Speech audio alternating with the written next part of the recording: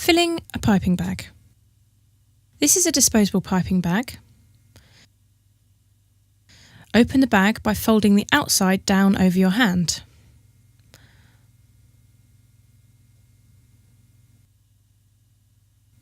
Hold your hand with the thumb and forefinger, making a circle.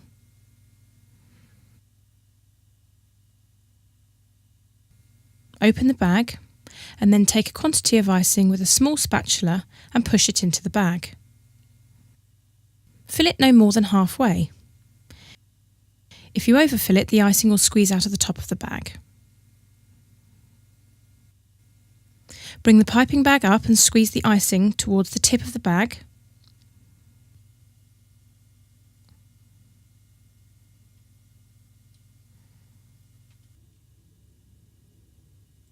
Twist the open top together close to the icing to gain some tension.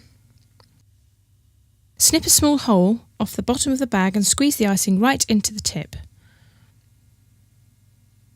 Before you start piping, squeeze a little of the icing out to make sure there are no air bubbles. It's a good idea to do this even after a short break in using the piping bag. You're ready to go. It's not a decorative result, but it's quick and easy.